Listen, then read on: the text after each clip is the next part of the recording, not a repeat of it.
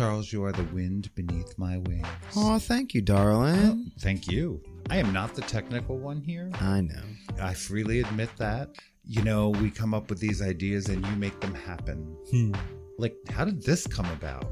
Believe it or not, it's all because of Anchor. Anchor has the tools. It lets me record, edit, and distribute right from the computer. Sometimes I do it from my phone. It's just as easy either way. Wow. Yeah. We're on like dozens of platforms, though. It's true. Anchor makes it easy to distribute our podcast on platforms like Spotify, Apple Podcast, and dozens more. It's everything we need, and it's all in one place. And you'll love this part. It's all completely free. Oh, thank God. Right. I use Anchor for pretty much every aspect of getting our show out there and into the listeners' ears. That's amazing. It is. And if you, dear listeners, want to get into the podcasting game, you just need to download the Anchor app or go to anchor.fm to get started. Maybe Anchor's the wind beneath my wings. Hey!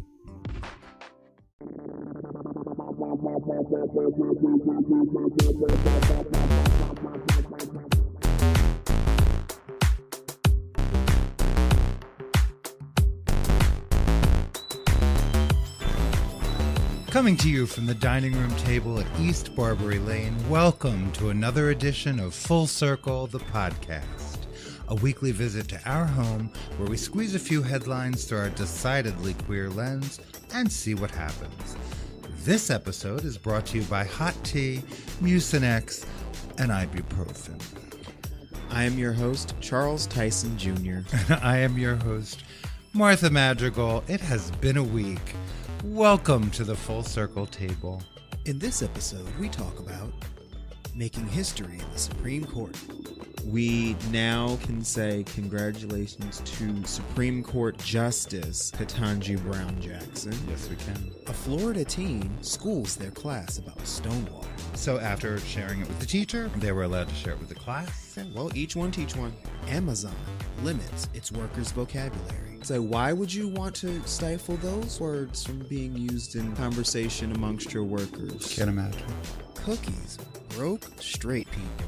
Ben Shapiro. First M&Ms and now Oreos. He just can't walk down the snack aisle without being threatened with the wokeness. Whew. And more. Hey. Hi. I have had this fucking upper respiratory thing where it like keeps feeling like the cat is sitting on my chest, but even the cat knows better. Right.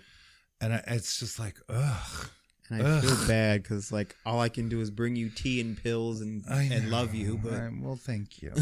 and you're doing that well because I'm not a whiny patient. At least I never have been. I'm a leave me the fuck alone patient. That's true. I always have been like, yes, please bring the tea and then get out. Like that's just always, you know. I found out I have a high pain tolerance because I broke my knee. And when I broke my knee, I was kind of in denial. Like that it was broken for many hours. Yes, that it was even broken. Like I walked on it. I went out to dinner after I broke it. And it swelled to like not quite a basketball, but it was large. And a friend finally came over and said, "Dear God, we're going to the hospital." And they drained like all this fluid. Right. And the orthopedist was like, "I've never taken this much fluid out of a knee. That had to be excruciating." And I'm like, "I don't even know." And he's like, "You have a very high pain tolerance." I'm like, "Well, who knew?" Right.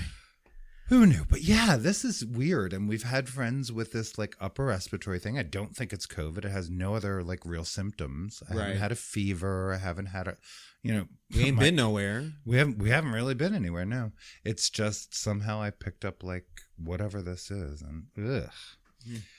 So, but we're here. We are. We're here. We did sit down this week with Allison Church.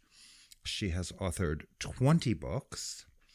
Including Dark Passenger, which I read. And we talked about Dark Passenger. Yes. Allison also happens to be trans and in law enforcement. So we had a really great conversation with her.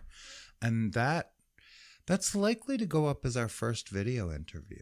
Yes, our YouTube channel at Full Circle the Podcast is officially a thing that exists. Yay. You can get directly there through our link tree, and I may or may not have had it set up to automatically ask you to subscribe. So, just do what the little bubble says. Do what the bubble says.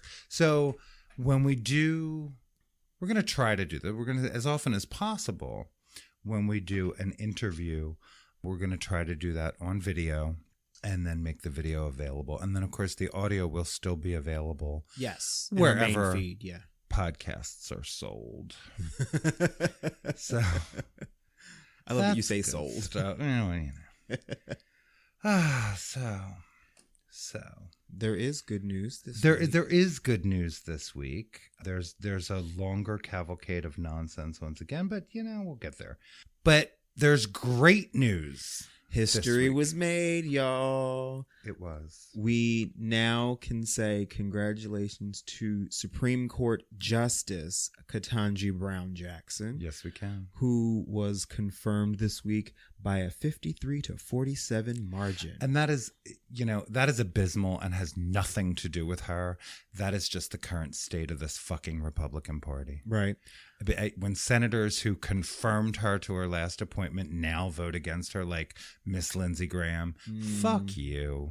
Oh, yeah. Lindsey Graham and Rand Paul, as soon as she was confirmed, they had to leave the floor. They couldn't even stay and applaud. Yeah. With their 3 fellow Republicans who crossed party lines to vote for her. Mm-hmm. Well, I'm glad that there are a few. Yeah.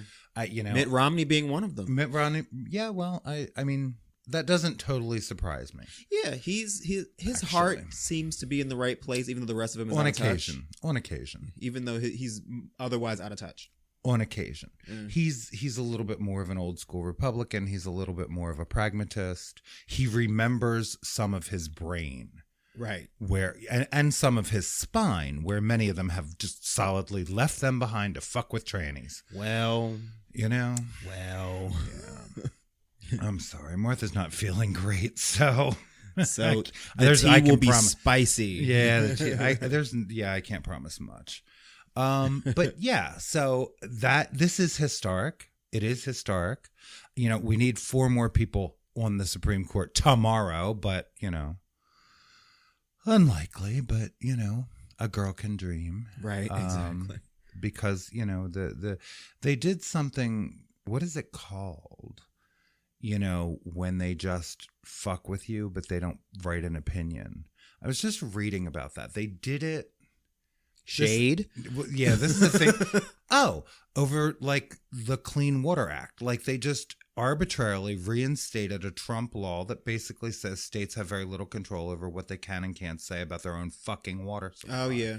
And they did it, whatever that thing is called, they did that. Because that's who these people are. And even Justice Roberts, voted against them. Against the right wingers on the Supreme Court. So he was with the minority on that, but he was with the liberal members and saying this was just appalling. Because it is appalling. And, if they want to have any credibility at all, they're going to knock shit off. But they're there to do this shit. You have to have shame first. As much as Republicans love to talk about activist judges, they love it when they're theirs. Oh, yeah. And then no, that's not activism. That's just the way God wants things. Uh-huh. Yeah. Life without water, folks, isn't great. But I guess let's try it. Or not. I'd rather not. Yeah, so would I. An interesting thing happened this week. The Congressional LGBTQ Equality Caucus, which is, they're out Congress people that make up the caucus. They met for the very first time with the President of the United States. Of course, Joe Biden. Yes. This week. That is historic. Wow. That is historic for them to actually, have a direct meeting with the president. It is historic. It is. Yeah. Representative David Cicilline, I believe, Democrat from Rhode Island, said, "I'm grateful to President Biden for inviting Equality Caucus leadership to meet with him at the White House today." Cicilline is the chair. President Biden has been the most vocal ally to the LGBTQ plus community we have ever had in the White House, which is true. Wow. And I thanked him for his unwavering support. He continued, "We had a productive conversation about the pressing need for the Equality Act, amen, and other legislative and administrative actions to protect vulnerable members of the community in the face of the onslaught of anti-LGBTQ plus attacks happening in state legislatures across the country." Wow. So, yeah, you know what? They're in the room. We're in the room. Where it happens. Yep, we're in the room where it happens. And that's, that's couldn't be more important with these fucking Republican state legislatures losing their goddamn minds across the country. Right. So, yeah. So that's why, excuse me, that is in good news. Woohoo. Moving on. We watched the Grammys. We did watch the Grammys. There were, what did we count? 19 queer celebrities who walked the red carpet. That's a lot. I know. I mean, we know Lil Nas X was there being all sparkly. Yes, he was. And that was actually the tamest performance of his I've seen. It was. He behaved himself. He did. Well, he wasn't, he wasn't so much trying to fuck with that audience. So, it was all good. So Michelle Zauner, I guess her name is, Japanese breakfast. She's queer. Oh, okay. There we go. I only found out about her like a week before. Mm-hmm. Oh, apparently a bunch of drag race queens were there. Okay. Billy Porter, of course, was there. Of course. Laverne Cox. Mm-hmm. The TJ Osborne, Brothers Osborne, which I just found out about. Yep. Brandy Carlisle was rocking the queer coif. I enjoyed that. Yep. Whole bunch of folks. Yeah. Whole bunch of folks. And let's not forget Gaga. Of course. I mean, the Grammys are gay anyway, but like this time we were actually gay. Right? All up and through. It was fun. It was really fun to watch. It was. So, in other good news, Lucasfilms has cast a trans actress, Talisa Garcia, in a new Disney Plus series. Yes, Willow, which is going to be a series based upon the beloved, in my humble opinion, movie from the 80s about a magical, charming little person who goes on an adventure and meets up with, well, it was Val Kilmer in the movie. I'm not sure who's going to be in the series. But Talisa Garcia is going to be the queen. I saw that. Yes. I love it. And I'm surprised and not surprised that this is the first time that that's happened. That George Lucas has hired a trans person? Yeah. Hey, it doesn't surprise me. And it's Disney. It's like they're losing their minds between Disney finally speaking up in Florida and, like this. Don't read the comment section, kids. Just stay out of the comments section. Even I learned that lesson. Mm-hmm. Especially on the, yeah. But she said, "I feel so blessed and honored to be part of the Willow family. This is quite literally the definition of a dream come true. When I was at school, I used to drive my teachers crazy. They were always trying to get me to concentrate in class and stop looking out the window daydreaming. It must have been so frustrating for them. But there was a reason I was unfocused. I was in so much pain from growing up in the wrong body that I spent hours living in a fantasy world where I was a princess or, in my more daring flights of fancy, even a queen. Work. In a magical Disney production. I would never have dared to tell anyone of these ideas back then, as they seemed so impossible, so ridiculously out of reach. But regardless, I never stopped dreaming." And look at you now. And here she is now. Work. I love it. Never stop dreaming. Never give up. Representation matters. And we are seeing it. So, even in the darkness, as we talk about all this nonsense that's going on, and it is, of course, serious, there's good shit happening. Yeah. Are you going to watch the Willow series with me? Because I am watching it. I think I probably, like, it's like fantasy shit, right? So yeah. It may lose me, but of course I will. Of course I will at least watch the entire first one, and I will try. It's just not my cup of tea as a genre, but, which is a constant source of conflict in this house. I know. It's like, here, I think you'll really enjoy this. Rah, why'd you make me watch that shit? I'm sorry. You know what? It is what it is. Kentucky. What happened in Kentucky? amazingly enough, it was something good. Well, they have a Democratic governor, so remember that. Oh, that does help. So the governor of Kentucky, Andy Beshear, I believe so. he vetoed on Thursday a bill that contains language attempting to restrict concepts related to race. The bill says that defining racial disparities solely on the legacy of slavery is, quote, destructive to the unification of our nation. Yeah. More of the CRT crap. Right? Exactly. The legislation is part of a wave of backlash against critical race theory, instructing public schools, which they will never be teaching it in, to teach students the curriculum that aligns with an individual by virtue of the individual's race or sex does not bear responsibility for actions committed by other members of the same race or sex. They admit they made this shit up, people. Like, how can you sit there and get all lathered up about... Thank you for vetoing it. I'm just saying, like, how can the followers sit there and get all lathered up when they made it up? Mm-hmm. They admit they made it up. They're proud of the fact that they made it up. Mm-hmm. They know it's not really a thing. But, you know, this is what happens. They keep peddling This is what the LG and B are learning, you know, especially like in the UK, but it's happened here where, you know, they thought excluding the T was in their best interest. And, you know, some of them thought, hey, they're going after the T, you know, like, oh. And guess who they're going after now? Mm-hmm. Mm-hmm. Yeah, this was always a plan, folks. So pay attention. And, you know, the same thing.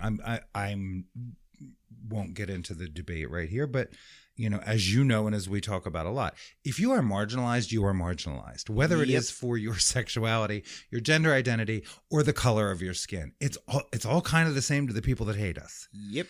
They hate us for different reasons at different times, but it all feels pretty much the same when you're on the outside. Right. And anyhow, because I've been hated on for being queer. I've been hated on for being black.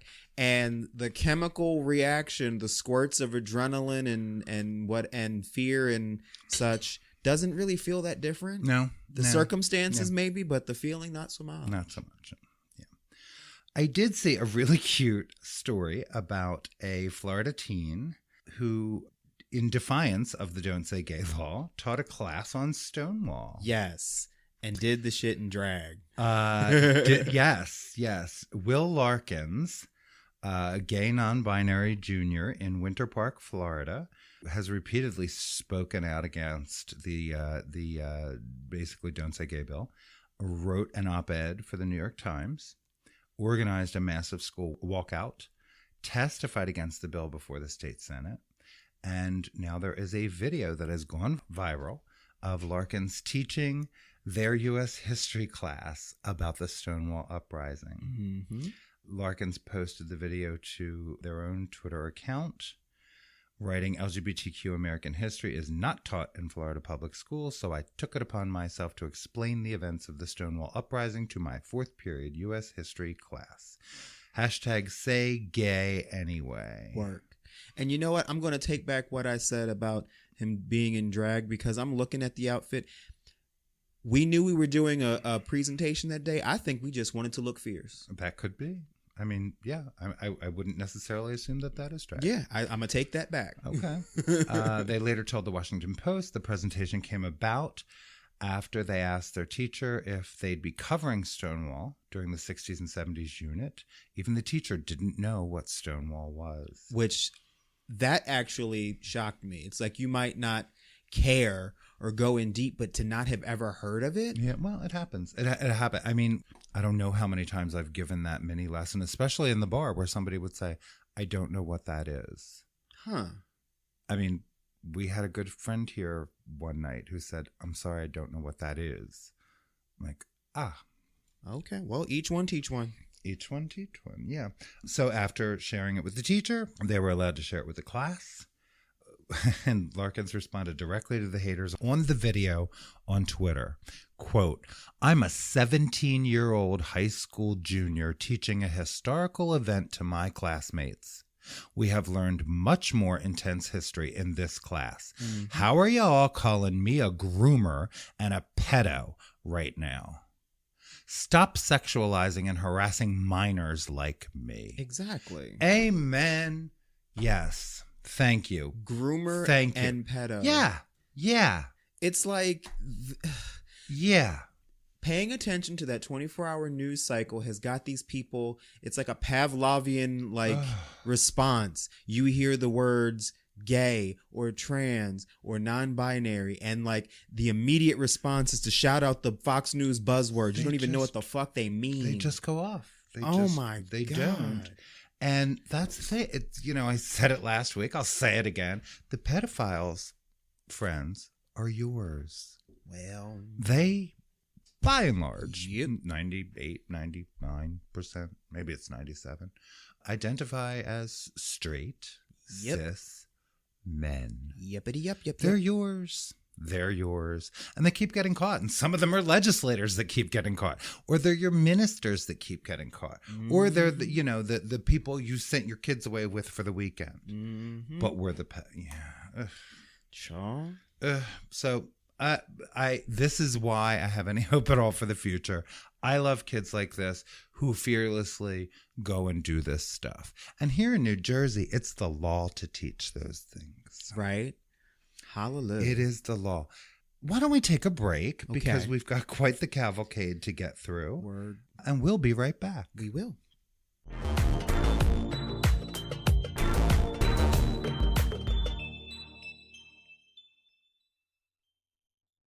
Let's talk about Newsly. Newsly is an audio app for iOS and Android. It picks up web articles about the most trending topics on the web at any given moment and reads them to you in a natural human voice. For the first time in the history of the internet, the entire web becomes listenable. Browse articles from topics you choose and start playing. Stop scrolling, start listening. You can literally follow any topic as specific as you like, from sports, science, to Bitcoin, the latest in queer news, or even the Kardashians. It will find you the latest articles and read them to you aloud. And they have podcasts as well, including ours, Full Circle the Podcast with Charles Tyson Jr. and Martha Madrigal. Explore trending podcasts from over 50 countries. I started using it as my default podcast app, and it's pretty cool. Download and use Newsly for free today from www.newsly.me, or follow the link we posted in the description of this episode and use promo code FULLCIRCLE with the numeral 1 replacing the I. That's Full Circle to receive a free 1-month premium subscription.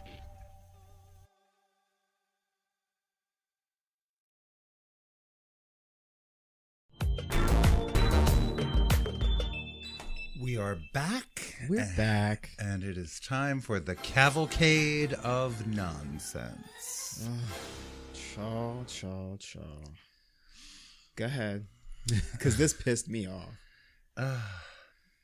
There was a story in Vice News about how Florida schools forced a teacher to take off his Protect Trans Kids shirt.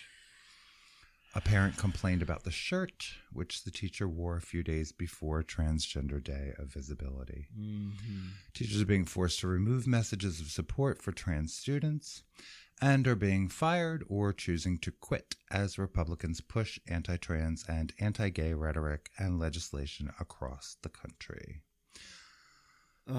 As an educator, this disturbs me and infuriates me. Yeah.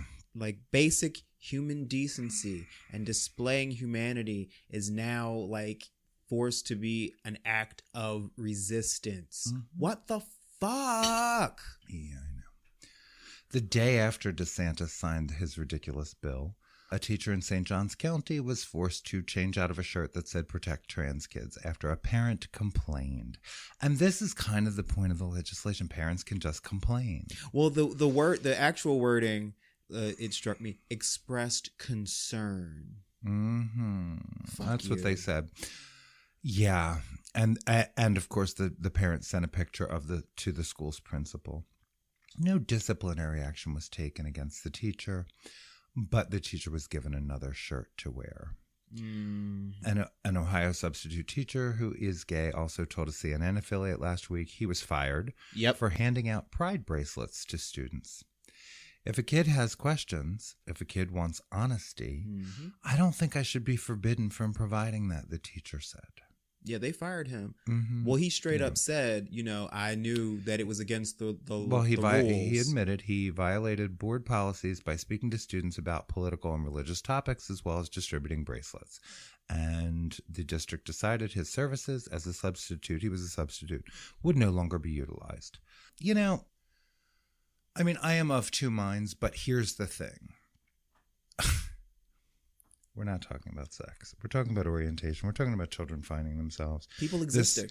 And that's when you're on the other side of this argument, as I'm sure most of our listeners probably are, when you're on the other side of this and you're watching what happens to children who are outed to their parents, and you're watching these children no longer have a home as a result, then you really do understand why it is so important that there isn't mandatory outing of students, where they have some place to go to talk about themselves. Like, they would prefer we just not talk about ourselves. They would prefer to go back to my era where you didn't come out until you had some place to go. Right. You didn't come out in high school. You just took your beatings and continued on. Fun. Yeah, no. Fun. And they liked it better. They liked it better. Yeah, there's several LGBTQ teachers in Florida that decided, fuck it. They just quit. Yeah, they have. And I would have been one of them. I know I would have. Okay, because if I can't talk about the LGBTQ community, that means I can't talk about myself. I'm not a fucking robot. Yeah, that's right. A group of parents asked that a 6th grade science teacher face consequences after he told students at his Orlando area school that he was getting married to a man. And the kids asked. No, they want disciplinary action for that. Because he chose to, quote, discuss the then details. I want disciplinary action if he was marrying a woman, too. Right. Because that should cut both ways. If we're going to call just talking, mentioning your orientation, if we're going to call it sex and we're going to sexualize everything, then it should cut both ways. Yeah, they disciplined him after he chose to, quote, discuss the details and create an uncomfortable situation for the students with no benefit to teaching his subject matter. And they called it inappropriate. Yeah, it's a shame. He said it makes it seem like being gay is something vile or disturbing or disgusting when it's described as making children uncomfortable knowing that I'm married to a man. It hurt. Yeah. Of course it hurt. Yeah. So, fuck. Have you seen the thing about furries? This is like not even a thing, but it's a thing. Like, I saw this on the list. And not the adult furries that some of us are familiar with. Aren't they called furries? Yeah. Please tell me about this. No. It's not that. It's not that at all. First of all, I loved the headline was I think it was in the Times. Why are seemingly functional adults falling for the furries myth? A Nebraska state senator, Bob Bosselman, last month warned of an alarming new variety of deviance making its way into state schools. Does this ever feel like the Music Man? We got trouble. It's sometimes called furries, he said. School children, he claimed, were identifying as cats and dogs. They meow and they bark. Oh, shit. And educators indulging them are wanting to put litter boxes in the schools for the children to use. Okay, that don't sound right. The fuck is wrong with you? That don't sound right. Needless to say, perhaps or perhaps not, none of this is true. He later apologized for spreading falsehoods, saying, it was just something I felt that if this really was happening, we needed to address it and address it quickly. I'm sorry, what? The fuck is... So wait, so they weren't even like doing the dog and cat thing. He made that up too? All of it. Yeah, all of it. All of it. Because I thought, okay, because kids are into like anime and shit, and so I can see them like the girls coming in, or the girls and some of the boys coming in with like little cat ears and like the little like claw sleeve thingies like with the stripes. I've seen that, and that's cute, and there's nothing wrong with that. So I figured maybe they were doing like the slippery slope nonsense thing, but they weren't even talking about that. They just made it up out of whole cloth. So I believe the opinion was written by Michelle Goldberg. And my theory is this: the current freak out over sex and gender identity in school is a generational conflict, one driven in large part by older adults' fear and bafflement at the sexual mores of the young. That they reference the satanic panic of the 80s, frenzy of accusations of ritual child abuse, and that resulted in the conviction of dozens of innocent people, driven in part by deep anxiety over working women and daycare. It was like this whole... 4 decades later, the country is once again in a moral panic about monstrous things being done to children, with teachers and entertainers accused of grooming them for abuse. And once again, it's driven in large part by... unease over rapidly changing gender roles and norms. Arguing for Florida's Don't Say Gay bill last month, Republican State Senator Dennis Baxley described speaking to his psychiatrist's son about the number of school kids coming out as LGBTQ. Am I crazy or what? He said. All of a sudden, we're having all these issues come up about this topic of their sexuality and gender. And I said, I don't understand why that's such a big wave right now. Okay. Jesus Christ. There's something wrong with how we're emphasizing this, he said. How we're emphasizing it. He is correct that there's been a great evolution in how students think about gender and sexuality. You can see it with the student walkouts and rainbow flags and chants for gay rights and all of that. And I can't imagine how much better my life would have been if I actually had allies in school. Oh, I'm sure. Yeah, I might have been able to stay in public school. I might have learned shit. I might have found, a theater program. Right. I tucked my happy ass in a Pentecostal fucking school because I figured they had to be nice to me or they were going to go to hell. Right. But, this is just bullshit. Bullshit. Like, people that I went to high school with, they were cool with me outside of high school, like once we graduated. And they were always like, well, you could have told us in high school. But I never got that off of them while we were in high school. So I don't believe that. While Florida's Don't Say Gay bill sharply limits what teachers can say about gender and sexual orientation overall, a proposal in Tennessee, which I think we're also going to get to, would ban public school classroom materials that promote, normalize, support, or address lesbian, gay, bisexual, or transgender issues or lifestyles. I love that fucking word. Being a jogger is a lifestyle. Exactly. Religion is a lifestyle. Okay. Yeah, but furries, that's furries. That is so... That's their... there are these filthy liberals that want litter boxes in school. And I have at least one family member that probably believes that. You just want to be like, do you smell toast? Yeah. Yeah. If she was speaking to me, she'd probably call me right now and go, have you heard about the litter boxes? That's some like... No, I have not. There was a period of time when I was in the city and every day at around the same time I would see a gentleman yelling at the concrete barrier in the middle of Broad Street. That's that kind of shit. Like, I'm surprised I wouldn't have been surprised if he was being like, there's furries and they're putting litter boxes in the schools. Like, it sounds like that. Okay, so moving on. I went off a little bit last week about Caitlyn Jenner is now working for Fox News. What's funny to me, funny, just funny, is a lot of conservative pastors are criticizing Fox News for hiring Caitlyn Jenner in the first place. Like I said, they hate trans people. I don't know how they thought that was going to fly. You any better. Yeah, so they're all like, I don't know, not going to watch Fox News and shit. Okay. You can't, on the one hand, condemn us, and then on the other hand, try to celebrate this one person because she happens to agree with you and think that this audience that hates us all is going to love her. Mm-hmm. They don't. So, yeah, we'll see how long she lasts, but it's kind of funny. Well, if it will cause the ratings to plummet and then funders to pull out and sponsors to pull out and maybe one day lead to the fall of the network, keep her on forever. Here's a quote for you from church leaders. Oh, shit. Jenner is male. In English, we use he for males. Reformed Baptist pastor John Carpenter tweeted. in response to the post referring to Jenner by a female pronoun. Not John If you Carpenter. can't tell the truth about simple biology, how are we supposed to trust you with the news? Well, first of all, you can't trust them with the news. It's not the news. It's Fox News. And of course, they have a thing. Fox News tweeted a picture of Caitlyn Jenner with the quote, "I am trans, but I'm not a trans activist." Oh, honey, we know. We know, bitch. We know. We know, sweetheart. We know. Fox is canceled. Believe me, I'm not alone. The moment Bruce Jenner appears on my, dead naming her, on my screen on Fox is the moment you join MSNBC and CNN. You're canceled. Believe me, I am not alone.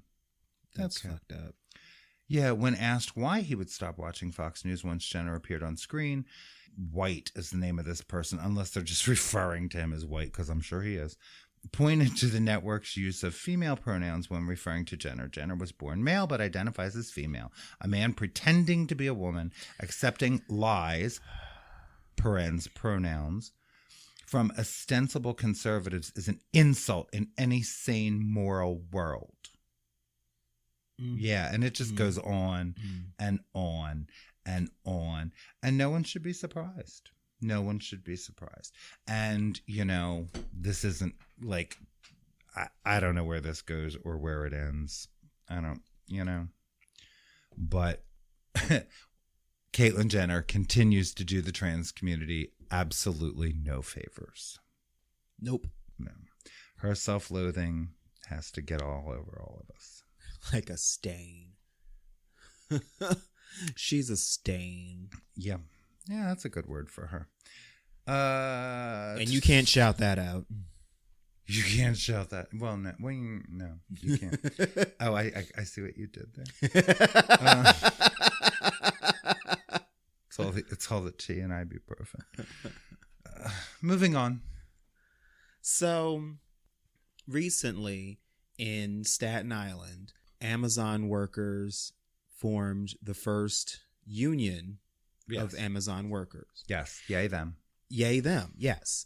And I was wondering how quick before any kind of backlash would come up. Well, as it turns out, there is an app that Amazon workers use internally within the company to communicate back and forth and to get, you know, communication from the company to the workers.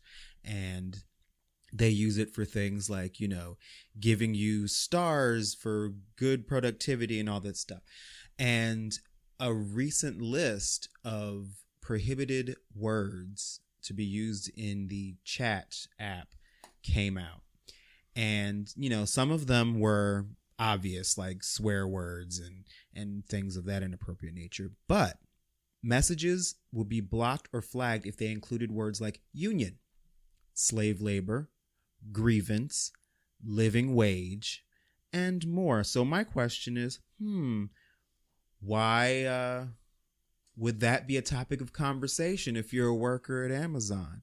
Other words that would be flagged: unfair, master, slave, injustice, ethics, diversity, fairness, pay raise, even things like this is dumb or this is concerning. That's interesting. It's like, why would you want to, you know, stifle those words from being used in conversation amongst your workers? Can't imagine. This is some dystopian shit right here. It's all dystopian shit. You know? This is why I don't like entertainment that is dystopian, because we have this world right here and right now that is enough. I know. You can't make this shit up.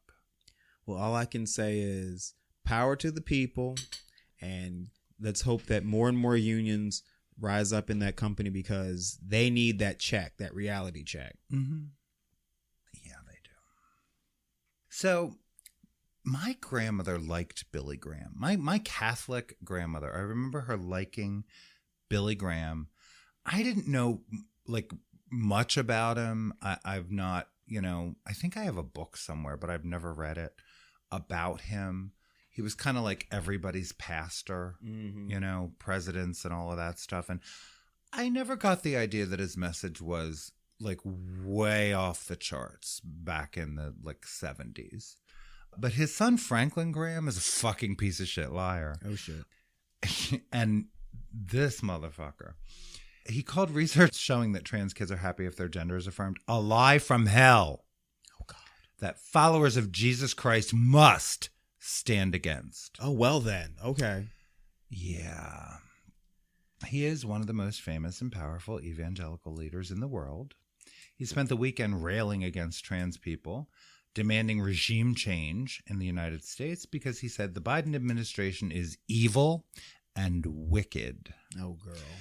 He first got mad at transgender people on Thursday, Trans Day of Visibility, when the administration honored us by announcing several policy changes designed to make our lives easier. God forbid. Yeah, exactly. One was the paper that explained why gender-affirming, evidence-based healthcare for trans youth is important and life-saving. The paper did not discuss surgery, since gender-affirming surgery is not performed on minors. Right. This is vile, Graham said in response on his Facebook page. Ugh. It's one of the most wicked initiatives that we've ever seen out of Washington. President Biden's Democratic administration is endorsing sex change operations and hormone treatments for children. Nope. It gets better. Mutilating bodies and removing the genitalia of children is permanent. First of all, we don't remove it, honey. We reuse it. And not in children. Graham ranted about the paper that said that affirming a child's gender can reduce depression, drug use, and suicide risk. All of their manipulated research saying that it improves mental health or increases happiness is just a lie from hell. I'm sorry, wait, what? So it's better for them if we... It's a lie. No, it's a lie from hell. Right. Yeah, okay. What it really does is destroy the lives and futures of these children. No, honey, it doesn't. Right. No, it doesn't. It saves their lives. Well, that's what I'm saying. These are your lies. It's better if we make them like deny who they are and we deny who they are. And it's better if they feel isolated. And Graham called transgender equality an evil agenda followers of Jesus Christ must stand against. He called for regime change, an expression that usually refers to removing the government of a country and replacing it with another through military force. Speaking of regime changes, we need one in this country, he wrote. On Saturday, he joined the chorus of conservatives calling for a boycott of Disney. Oh, please do. Because the company spoke out against the Don't Say Gay law. Disney is indoctrinating. They love that word. They really do. They are the ones who specialize in indoctrination, and yet Disney is indoctrinating children with the LGBTQ agenda, and they don't even try to hide it. No, they don't. Linking an article about 10 families who are swearing off Disney due to its left-leaning politics. Aw, are they? I certainly hope parents wake up to what Disney is trying to do and protect their children and grandchildren from the... You know what? Whew. Get him. He reposted the video of North Carolina Lieutenant Governor Mark Robbins' infamously hateful rant about the transgender equality movement, which he called demonic and full of the spirit of Antichrist. You can't transcend God's creation. I don't care how hard you try. The transgender movement in this country, if there's a movement in this country that is demonic and that is full of the spirit of Antichrist, it is the transgender movement. You know, I've been around these preachers and pastors and purveyors my whole life. And this is what they have to sell. And they sell it because their flocks are buying. And, you know, the problem is the queer kids who get caught up in this mess. The trans kids who get caught up in this mess have nowhere to go, have nowhere safe to be, get cast from their homes because of rhetoric like this. Mm-hmm. And coming from men who believe that they speak for God. I don't know if there's a heaven or a hell, but I do know that what you put these children through is absolute hell. And, you know, they can't just leave us alone. They can't just leave us alone. It's a compulsion. Let's move on. So I think I touched on this a bit. A lot of the gays didn't think that all this trans nonsense was going to escalate to them. Mm-hmm. And talk about that. So apparently, there are a couple of gay conservatives, which what an oxymoron. Always makes me roll my eyes, those two words together. Andrew Sullivan and Katie Herzog, who are getting some traction for their views. Mm-hmm. Sullivan, who apparently is a former New Republic editor, he opposed a trans-inclusive employment non-discrimination act, and who has accused, quote, critical gender theory of being homophobic. Mm-hmm. What the fuck is critical gender theory? I mean, I know what it is, but I don't know if... I am not sure what he means in this instance. Exactly. If he's talking about gender, the TERFs, I guess. Right. I don't know. Because I know what it is, well, but what I is know it? it's not. Well, critical gender theory is basically the conversation about gender being, gender being fluid and gender being a spectrum and not being binary and, Mm-hmm. All the things that we as thinking people know as right. It's not. I think they just replaced race and gender and tried to make a buzzword. You know what I mean? Okay. And well, where we're going is that he did call out one of the conservative voices he's previously promoted. Christopher Rufo, the prominent critic of critical race theory, the one who started this mess and put the buzzword in everyone's ear, and a fellow opponent of transgender equality. Sullivan called his erstwhile ally out for suggesting that the arrest of sex offenders who worked for Disney somehow justifies Florida's Don't Say Gay/trans law. He replied that while disgusting, the story had nothing to do with the debate over allowing teachers in schools to talk about LGBTQ people. But the Twitterverse wasn't about to let Sullivan off that easy. Commenters were quick to remind Sullivan that he was warned about people like Rufo, but continued to elevate them anyway, because that's typical Andrew Sullivan. Andy, you elevated these guys. This is who you've stood side by side with. We've begged you to realize the depth of their malicious depravity. Mm-hmm. Now that you see it, maybe you'll join the fight. Others accused him of supporting racism and only putting his foot down when his own identity was on the line, which is also true. That's how that works. Boy, are you in for a surprise, Andrew. It was all fun and games when it was just racism on the line. Somehow Sullivan didn't anticipate that people attacking transgender folks would also come for gay people. Uh-huh. Yeah, and he helped them do it. He did. Katie Herzog, who wrote the gender-critical piece, The Detransitioners, has denounced the Florida law and has gotten called out for failing to see how years of legislative attacks on transgender youth led to this attack on gay and bi youth. This is a tweet. Sorry, but I have no sympathy for someone who played a large role in selling the public on the lie that gender dysphoria was a social contagion, being upset when the public decides that being gay is also a social contagion. We told you how this would go. Uh-huh. Herzog denied that the transphobic laws led to the homophobic law and instead said that opposition to transphobic laws was to blame. Fuck off.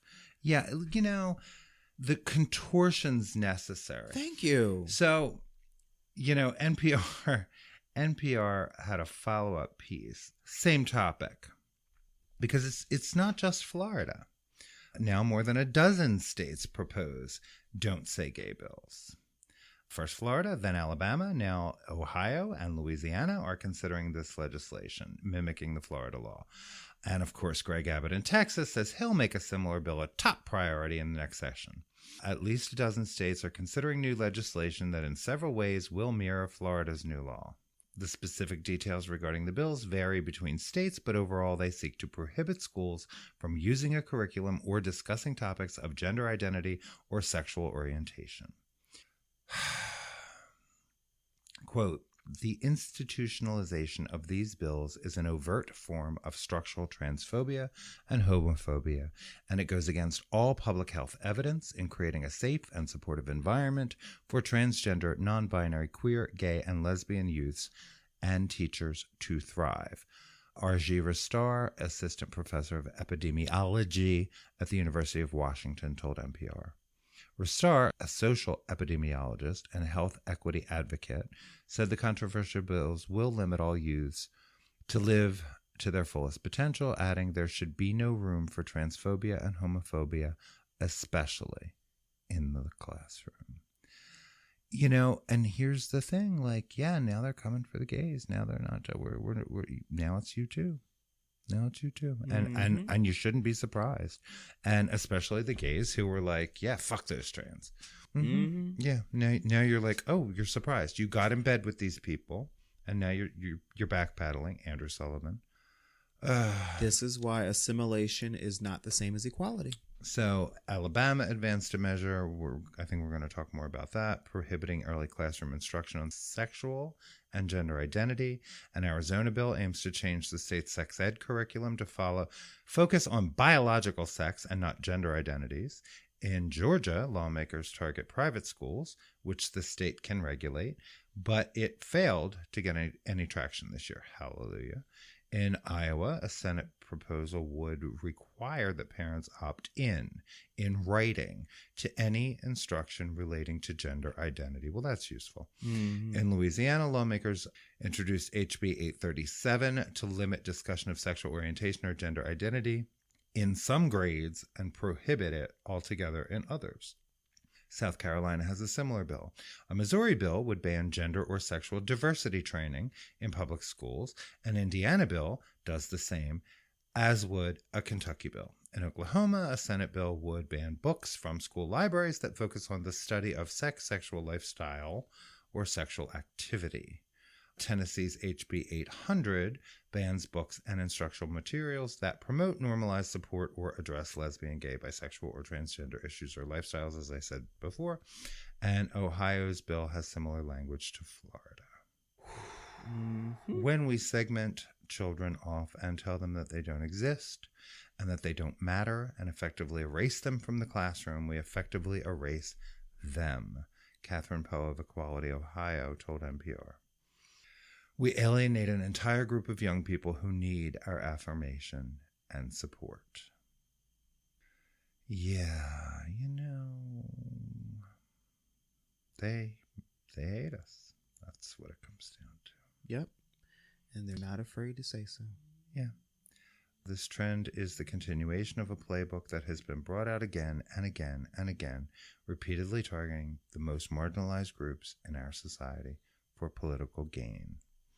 What is truly concerning is that these bills have been coupled with legislative proposals that forbid teaching about structural racism and slavery and patriarchy and sexism on the grounds that these concepts make others uncomfortable. God forbid. It's all related, people. Mm-hmm. It's all related. They don't like it. They don't like sharing this planet with us.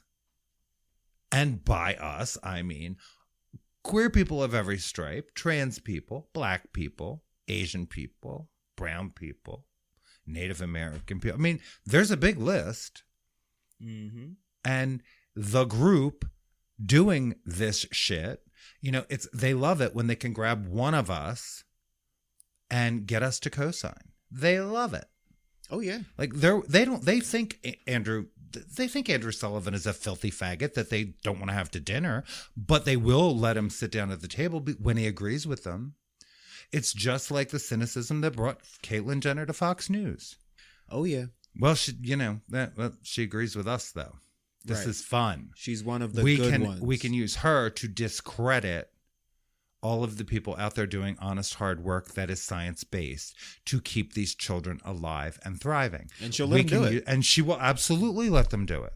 She doesn't need the money. She needs the attention. Exactly. Ugh. Tell me about the cookies. Oh. So apparently cookies have the power to just break and shatter straight people. It's not hard. So why not cookies? Why not?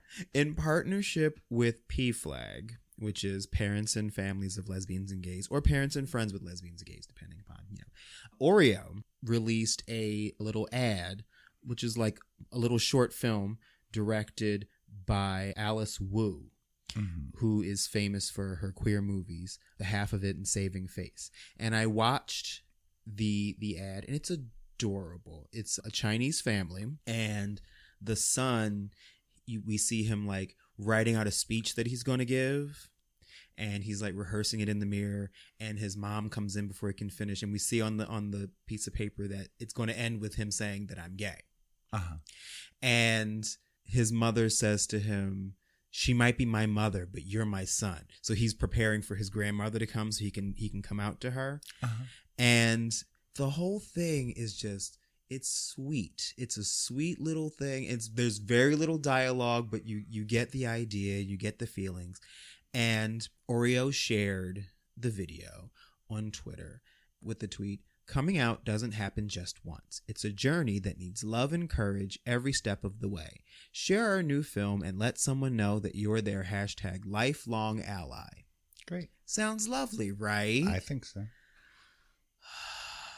Well, of course, the response is people saying, you should just stick to cookies. I'm never buying Oreo again. Then don't. Exactly. I'm sure they'll survive without you. There was even like some dude tried to start a campaign to get everyone to switch over to Hydrox. Do it. They're not as good, but do it. Right. Do it. And, then there were... Because I don't think Hydrox has an opinion. Exactly. So, go eat those. And people were even trying to use the cynicism of saying, well, it's just capitalism trying to benefit on the backs of queer people, and why can't they just... Well, I mean, yeah, like you care about us, because the person that's saying, and if it is a queer person saying that, which wouldn't surprise me, right. Okay. But apparently, Oreo does have a very good benefits package that is very trans inclusive in terms of their health care and everything. So it's not like they're just saying things and not putting their money where their mouth is. So then we have Ben Shapiro, who is just so easy to rankle. Yeah, he really is. So he's a delicate little guy. He really is. He tweeted, "Your cookie must affirm your sexual lifestyle." That is so offensive. There's so many things wrong with that.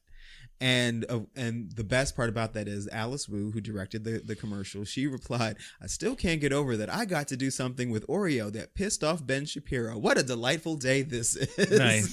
I love it. Good for her. It's like first M&Ms and now Oreos. He just can't walk down the snack aisle without being threatened with the wokeness. All I know is now I want an Oreo. Right. Because Oreos ain't never done nothing to me. People have called me Oreo, and that was a little hurtful, but that's another conversation. A gay Alabama lawmaker's righteous rant has gone viral as Republicans criminalize trans-friendly doctors. An impassioned Democratic lawmaker in Alabama calling out his Republican colleagues for their attacks on trans youth has gone viral after the state passed a law to jail doctors who provide gender-affirming care to minors. I don't know how this became a platform issue for y'all, said State Rep Neil Rafferty, Democrat, of course. And he did say y'all. I don't know where it became a central core issue to pick on these kids, to pick on these families. I don't know where it is or why y'all think that this is something that we need to vote on. Not just vote on, but put off the top of the calendar like it's a priority.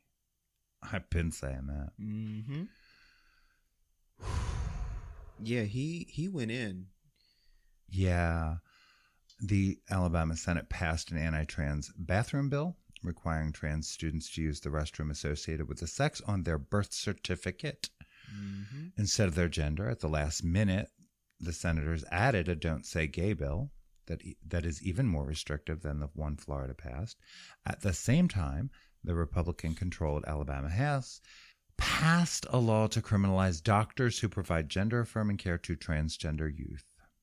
And that's what Rafferty, one of 28 Democrats in the chamber with 75 Republicans was speaking out against. He called them out for pushing the bill and their insinuation that the families of transgender youth don't care about their kids.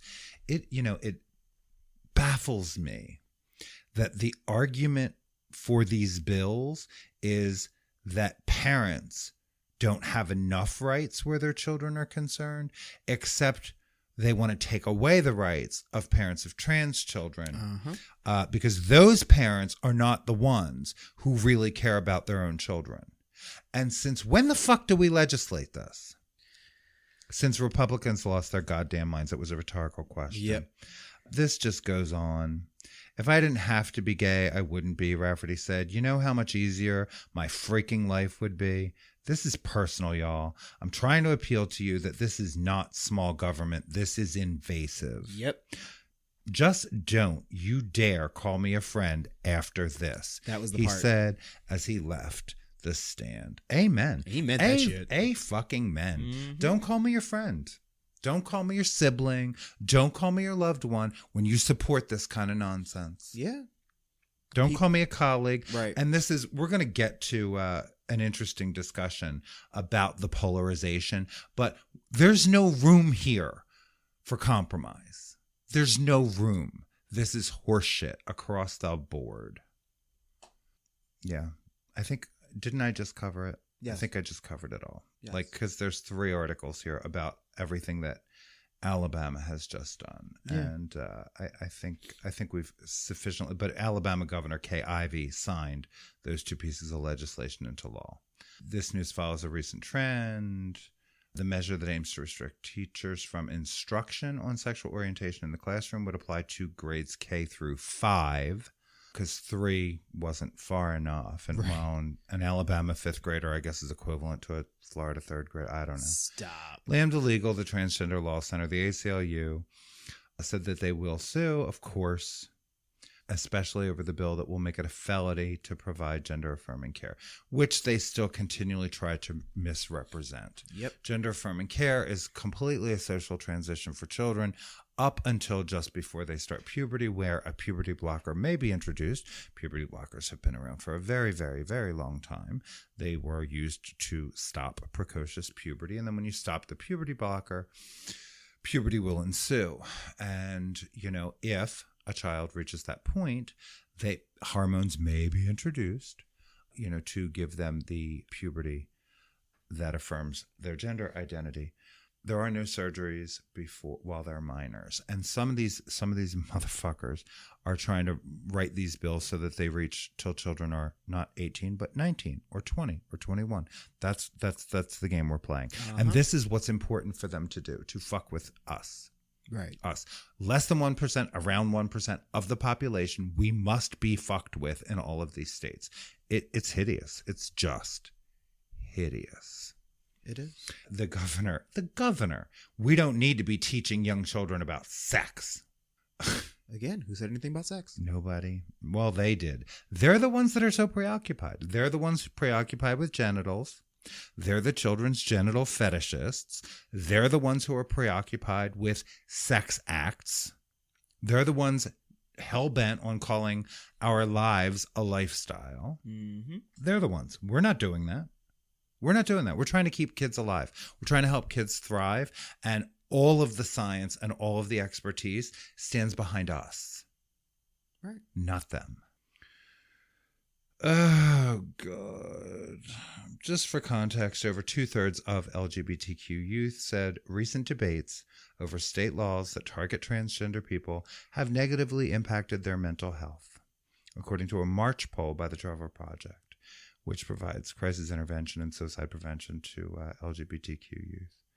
It is heartbreaking that this is what these alleged adults decide to focus on. It is just heartbreaking, because if you meet and know any of these kids, they're amazing children. They're amazing. They're magic. This is a crying shame, and these people do it in the name of the God that they have created. Mm-hmm. We're going to come back and talk about blue and red workshops and how that works, and how I don't think that can ever apply here. But, it's an interesting conversation. We'll be right back. Okay.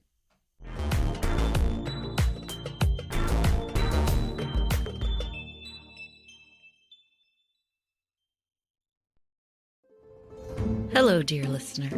We're interrupting your regular podcast with an invitation. Yep, you're invited to join us at the Tipsy Exchange, where your hosts get tipsy and exchange ideas on a specific topic.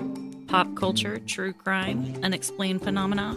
Nothing's off limits on the Tipsy Exchange. So grab a drink and visit thetipsyexchange.com to find the show on Apple, Spotify, or whatever is your favorite podcast app.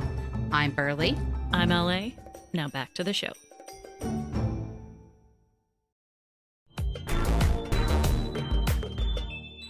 And we're back. We're back. I have a fresh cup of tea. Me too. I wonder what Caitlyn Jenner drinks when she's not feeling well. Because God knows she hates the tea. Anyway. I was going to say the tears of small gay children. Right? Well, yeah, clearly. So I read an interesting article in NPR. I believe it was All Things Considered. They talked about red-blue workshops that are trying to bridge the political divide. And, you know, the question of whether or not they really work and all of that. But basically, they sit an equal number of Republicans and Democrats in a room. Mm-hmm. And these are volunteers. So they self-identify. Like they decide to come to this thing. Right. So, you know, the group they were talking about in Texas was 8 Republicans, 8 Democrats seated at long tables and in a community room in a conservative town, LaGrange, and which is somewhere between Austin and Houston. And, you know, it's an area that went heavily for Donald Trump. MAGA is still pretty potent there. Mm-hmm. And so there is a nonprofit called Braver Angels. They were originally named Better Angels, after the, I guess, Lincoln speech about Better Angels. But yeah, there was copyright or something. So right. They are Braver Angels. Which still works. They stage these encounters and debates all over the country, trying to reduce political polarization. There are hundreds of local and national groups that have popped up in recent years to try to heal America's toxic divisions. Formula is simple. Invite the opposition to sit down, talk civilly, and listen to each other. So, you know, it's an interesting concept. It is. These do tend to be civil. Mm-hmm. They are moderated. They talked about this one, and, you know, so what they first have folks do is brainstorm some of the self-criticism, brainstorming the stereotypes. You come up with 4 stereotypes about your group. Mm. And then they sit down.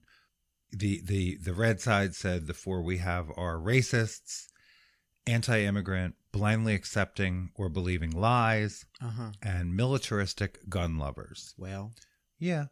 The blue group said that we are socialists. There are too many giveaway government programs. We are for open borders, and we are anti-gun and unpatriotic. And then they kind of go back and forth. You know, one of the things that generally comes out of this, first of all, when people are face to face, the rhetoric tends to tone down. True. These are not politicians trying to sell an idea. These are, you know, neighbors coming together to talk over issues. So it does tend to be more civilized. It does tend, you know, and folks, when they are not, especially if you're not allowing lies or you're not allowing rhetoric to dominate a conversation, right, and you only talk about the facts of a situation, you find out most people agree more than they disagree. Mm-hmm. And that's even true of queer rights. Yeah. That, you know, most people in the United States actually support us, actually think that these bills, you know, most people, not the ones being pandered to, and clearly not the politicians doing it, but the rank and file in America say, yeah, that's not right. It's not right. If I, you know, and it comes down to kind of like, if I had a trans kid, I would not appreciate there being a law saying I can't get this kid treatment. I can't get this kid, you know, because most people that have a trans child have not done any research prior. Right. Most of the time, the kid tells you, and you go, shit.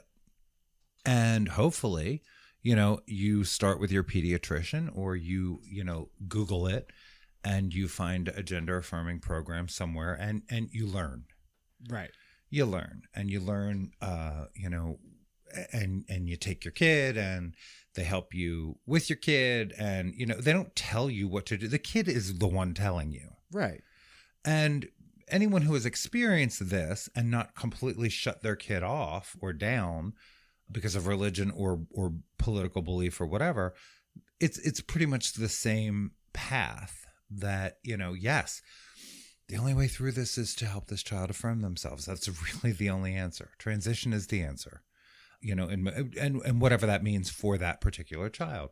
And there is no medical intervention until puberty, until that, we get to that point. So if you've got a 3-year-old, a 4-year-old, a 5-year-old, whatever, this is just a social transition, if there is one at all. Anyway, most people agree that should be the purview of the parents and the doctors. Right. And yet we're seeing all this who struck what. So, I mean, these groups kind of come out with those sort of things. There's some debate about it. There's some debate that, nothing is really accomplished. Like one group, everybody sits down, they're kind of cool with each other. They leave in a better place than maybe they arrived. But, one meeting is not going to do it. One brief workshop is not going to do it. You've got Peter Coleman, a professor of psychology and education at Columbia, who authored The Way Out, How to Overcome Toxic Polarization. He believes these sorts of gatherings, while valuable, are insufficient because the enmity and contempt between Americans runs so deep these days. Yeah. Well, my thing is, for one thing, yes, as a concept, this is a good one. However, in this particular instance, the group that formed for this article, it was composed of white, gray-haired, college-educated people. Correct. Because that's who shows up. I mean, they put the invitation out to everyone. Right. And it tends to be older white people who show up and have these conversations. Which, okay, fine. Yeah. But I feel like what ends up happening is what you end up agreeing with is that people should be nicer to each other. Okay, yes, we can all agree on that. But are the real issues going to be brought up in these groups? It's not like, it's two sides that need to stop being mean to each other. One side is actively legislating against entire populations of people. Just meeting with other people, particularly once for a short period of time, is insufficient to changing people's attitudes, habits, the media they watch, the internet that they serve. All of those factors contribute to this. And you're not going to change all that behavior with one encounter. And that's one of the things that comes out of this is how Facebook feeds, confirmation bias. I definitely agree with that. All of that kind of thing. So those things are important. It doesn't change overnight. And everyone is not in agreement. There are critics who, I'm looking for the name of the person who wrote Against Civility. The Hidden Racism in Our Obsession with Civility. His name is Alex Zamalin, I believe. Although it seems like a laudable exercise to have folks bridge political divides, it is not how political power works, and it's not how change occurs. He is a political scientist and director of African American Studies at the University of Detroit Mercy. American history shows us that real political change, especially when it comes to issues of equality, freedom, and justice, happen through social movements, happen through folks putting pressure on politicians. Yet there are more and more of these groups springing up. There's a project called Bridging Divides Initiative at Princeton University. They are trying to mitigate political violence in the United States. Also organizations like American Public Square, Living Room Conversations, the Listen First Project. It's laudable. It is.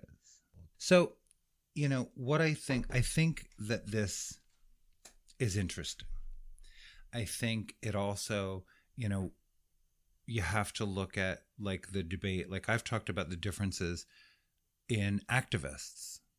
So there are activists who say, tear it down. Mm-hmm. There are activists who don't really care, don't want to hear about civility. They want to say that is broken. They have no interest in posing a solution. And I'm not saying that they're wrong. I'm saying that, we need those people. We do need those people who, absolutely point at the problem and will not accept, a bunch of who struck what. They want an answer. I've often said, when I was a child, there wasn't such a huge difference between Republicans and Democrats as there is today. We got the Clean Water Act. We got the Clean Air Act from President Nixon. Because everybody looked up at the sky and said, that's pollution and we should probably do something about it. You didn't have one group back then saying, I don't know what you're talking about. Not that I remember, because the evidence is we got there. So that's where I think debates politically, there's room for how it gets done. Maybe. How much room is there for that it gets done? I mean, especially because so much of what's happening right now is around civil rights. So how do we civilize that? Well, exactly. If you don't that's my question. If we don't have people that are directly affected by what's going on in the conversation, how can we really have a real conversation? Mm-hmm. I mean, yeah, we can have a bunch of intelligent white people sitting in a room talking and come to methods of speaking more kindly to one another and listening better. That's fine. But if you don't have people there whose lives are directly affected by the politics, then everything you come away from that meeting with is still theoretical. It is. And, I would venture the problem with the Republican Party today is not college-educated, white-haired folk. It's different than that. It's the hat-wearing, QAnon following, conspiracy theorist loving, Bible, like that whole thing that thinks that these laws are great. Anything that fucks with the gays is great. Right. Anything that owns the liberals is great. I mean, that's the kind of rhetoric, like, I don't see where we find common ground. I don't think we've ever had common ground. I think we did have a point in history where we had, sort of beaten that back down to where, like, we don't do that in polite society, but, they always existed. Right. 2016 brought them out of the woodwork again. I mean, I think it's laudable, but I think it's what happens. I mean, we had a bar that had different kinds of people come in. Yes, Lord. And, nothing ever came to blows. Sometimes we had to stop a conversation. Right. But usually the conversation goes off track because it's introducing a lie or it's introducing rhetoric. And I'm not saying, like, I don't like the tactics of politics on either side often.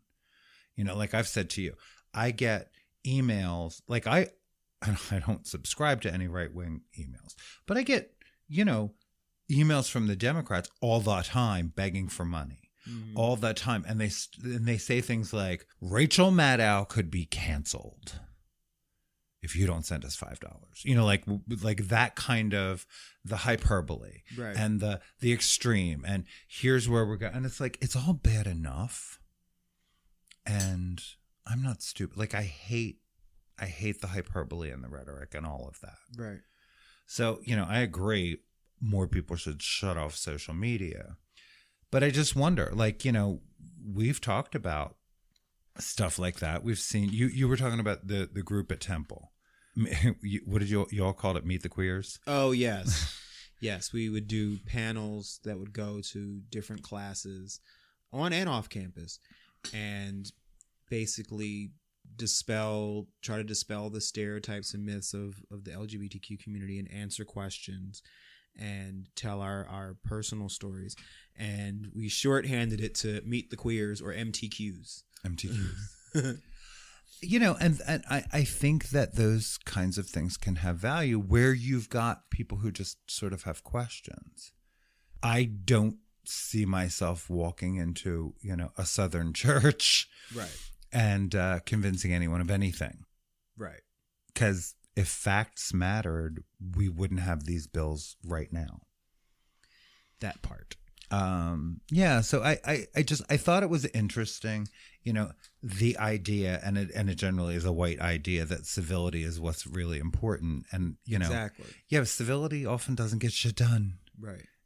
Larry Kramer didn't get the shit done that he got done with ACT UP, by being civil. Mm-hmm. You can sign hate into law with a smile on your face, though. Yeah. And they keep doing it. Mm-hmm. So, yeah, the disruption and the absolute, I'm sorry, but I can't have a compromised discussion when it comes to trans children. You're fucking with them. You have no basis in reality. The thing about most of these fucking bills is there's not one trans kid, or maybe there's one trans kid in an entire state. Right. That they know about, or maybe there's 3. Right. And how do you think those 3 kids feel that you all are doing all of this, spending all of this taxpayer money to fuck with them? Yeah. And to send a warning to any other little trans kids. And again, like I said, the argument is that we are real, because they think if they scare us enough, we won't exist. Right. You very well may shove people into the closet for longer, but you're never going to stop us from existing as long as y'all keep having children, because that's how this works.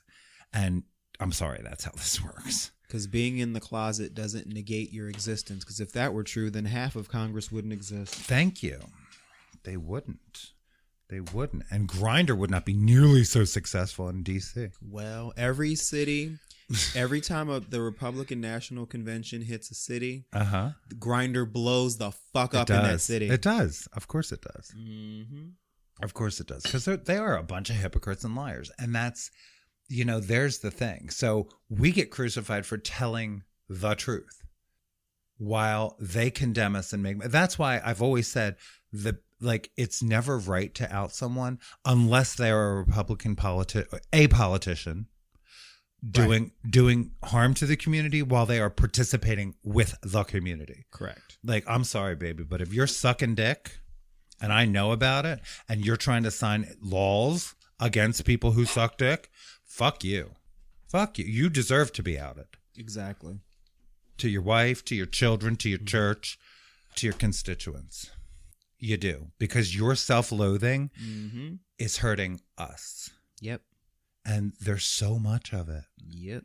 It's like if you wait long enough, there goes another one, and there goes another one, and there goes. And I'm not saying there aren't closeted Democrats too. There are, but it is not the same story. And we deal with ours. In ways that the Republicans won't. Who's the dude that has all the sex stuff? And he's still there. Gates, is he the one? Oh, Matt Gates. I think isn't he the one with the sex parties and all this other horse shit? I think so. Isn't that him? And he's still out there being really offensive. Mm-hmm. Yeah, I think he's the one. It's one of them. Yeah. It's one of those frat boys. Yeah. Him or there's another blonde one, but they both seem to be very similar. Closeted frat boys. That's one of my favorite genres of gay porn. Yeah, I mean, I think that civil discussion is possible, but I think it's only possible if we're going to sit down and tell the truth. That part. If we're going to sit down and we're going to value science, we're going to sit down and we're going to look at the facts of things and come to a conclusion by that, based on those facts. And we're not going to introduce conspiracy theories. We're not going to talk about pizza shops that don't even have a basement. Right. Having sex rings run by Hillary Clinton out of their basement. Right. And then when the dudes show up with the guns to try to break this shit up because they're good, that's the problem. Mm-hmm. That's the problem. So anyway, I thought it was an interesting article. Yeah, hey, I don't know how that works, but I appreciate that there are people trying to figure it out. Yeah, it's a cute idea. It's a cute idea. So is just beating these people back with facts and sending your money to the ACLU and Lambda Legal and the Transgender Law Project, as they increase the rhetoric and they come for more of the queer community, because it is not just the trans community now. I hope that our allyship is growing. I hope that, because when we find common ground, you can't stop us. That's why we finally tackled the AIDS crisis. That's why we finally got attention, and we finally got the medicine that works.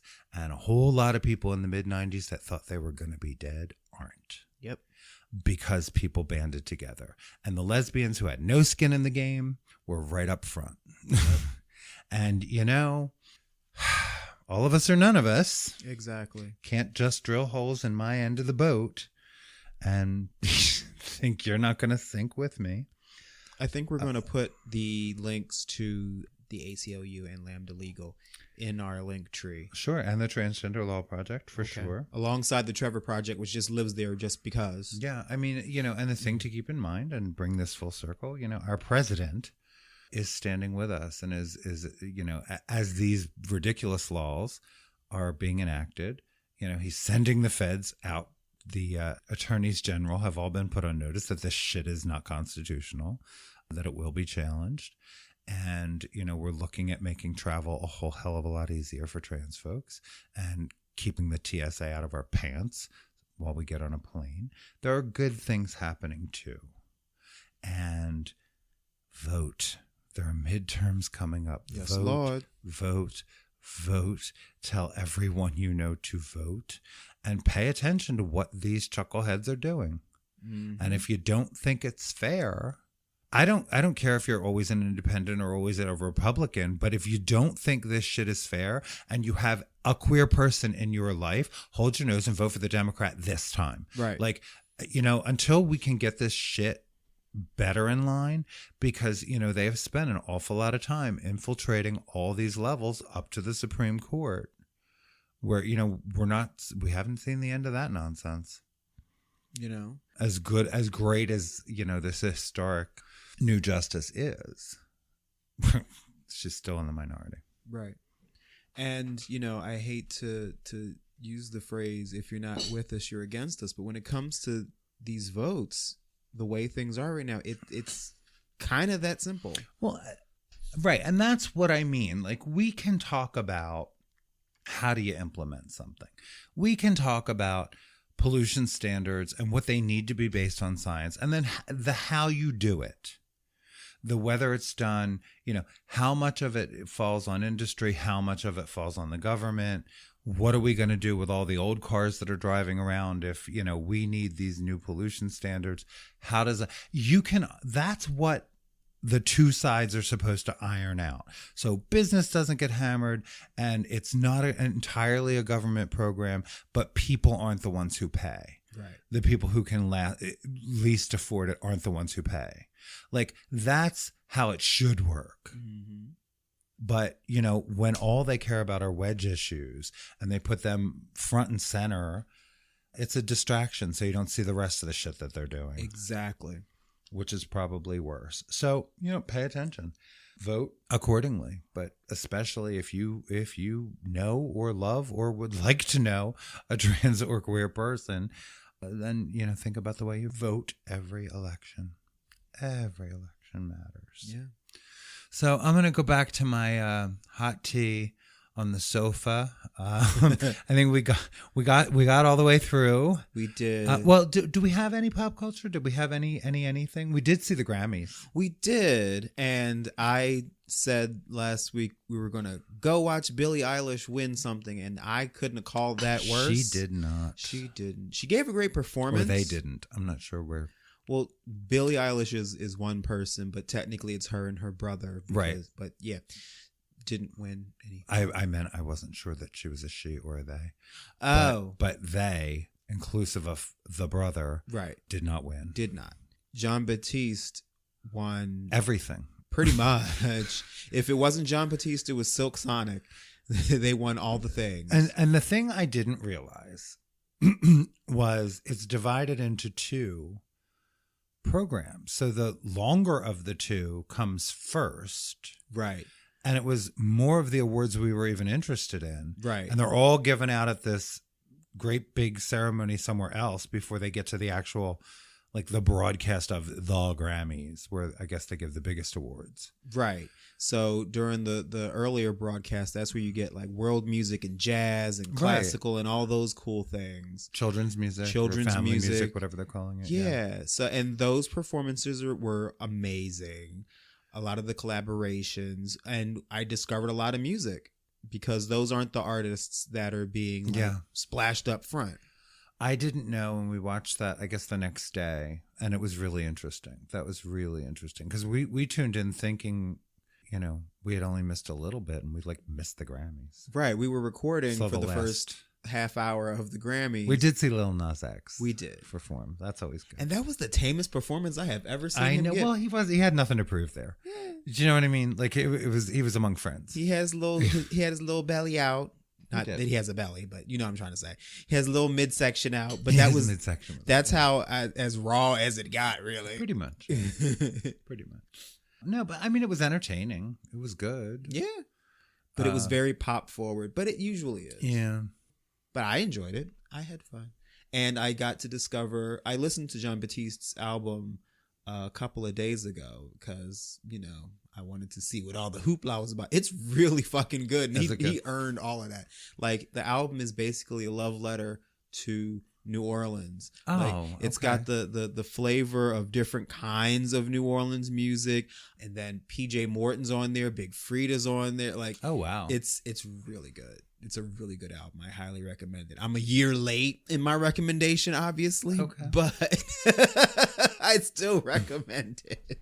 It's apparently the viewership of the Grammys is not all that high, I guess, but I always find it interesting. And when an album sweeps the way that he did, it's usually a decent recommendation, and it turns out it was. Yeah.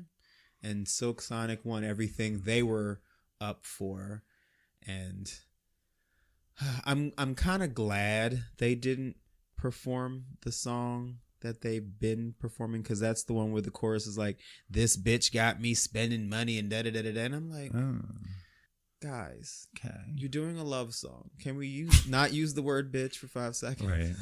Right. just. That being said, the Silk Sonic album is also very good. But yeah, that was our thing. We saw the Grammys. We did see them. Yeah. Yeah, I can't think of. I'm enjoying Julia. Oh yeah, on HBO. The actress, I'm blanking on her name. I'm blanking on her name. She's a British actress who was in Last Tango in Halifax on Netflix, which is really just sweet and terrific. But she is Julia Child. And Sarah Lancashire, and she's terrific as Julia Child. And David Hyde Pierce is playing her husband, Paul Child. And Lilith, why am I blank? Bebe Neuwirth. Bebe Neuwirth is playing her friend Avis, I believe is her name. Yes. Really good cast, really well done, really interesting. I didn't know that like Julia Child paid for the first episode or two or whatever to get it to even happen. She did, yeah. Yeah, and then revolutionized public television. Yeah, she basically like spearheaded syndication in public television. Yeah, it's really interesting to watch. And for a minute I was comparing her performance to Meryl Streep, because Meryl Streep was in Julia and Julia, right, playing Julia Child. But I really Julie and Julia. But this has been really good. I'm grooving on her character. I think it's only 8 episodes this season, and we're 4 in now. Right. So there's 4 more. Yeah, I was enjoying it too. Yeah. So it's another thing HBO's put out that I really liked. And of course, if you haven't seen Rothaniel yet, oh, please with Gerard Carmichael, please see that, because that's just so incredible. Get someone's HBO password, right, and really sit down and watch it, because it's wonderful. I've been vibing on the new season of Atlanta. I know you're not a fan of the show. But this season they're on tour. Paperboy's on tour. And so the entire season so far, with the exception of this past week's episode, has been taking place in Europe. And so seeing them with the culture shock, it's really cool. Okay. And this past episode dealt with a what if scenario dealing with reparations, which... Oh, that's the one I saw. Yeah. Okay. So that was fun. Yeah, I don't think, yeah. It was unnerving for white people. I promise you that. I was unnerved. I was like, oh, shit. Yeah. Yeah, that's probably not how it would go down, but that was clearly someone's fantasy. But, oh, Lord. Yeah, it was basically like, what if you woke up one day and reparations happened in a roundabout way? One-on-one, where somebody shows up on your lawn and says, your great-great-grandfather owned my great-great-grandfather, get the fuck out of my house. Right. And that was kind of the premise. Yeah. It was something else. It was. If it was meant to scare the fuck out of white people and get them to go, why don't we figure this out a little more intelligently and maybe a little more quickly than we have, then I think, well done. Jesus. Yeah, it was not what I was prepared for. I kind of like, fluff in the evening. I know you do. Too. Well, let's go have some of that fluff. Yeah, maybe we could watch Coda again. Oh, Jesus Christ. And on that note, if you like what you heard in this episode or in any of our other episodes, why don't you head on down to wherever you listen to podcasts and give us a review and 5 stars and click the link in this episode and support us and give us candy and money and tell us that we're beautiful. And we now have a YouTube channel. Yes, our YouTube channel is a thing. Full Circle the podcast. Right. So every time we do an interview, we will attempt to have video. Yes. So that when we release it, it'll be here and on YouTube so that you can see us and see our guests interact. And that's going to start really soon because interviews are underway and one is being edited. And we've got a really exciting couple coming up in the next week if my voice holds out. Right. So we're going to keep going. Yes.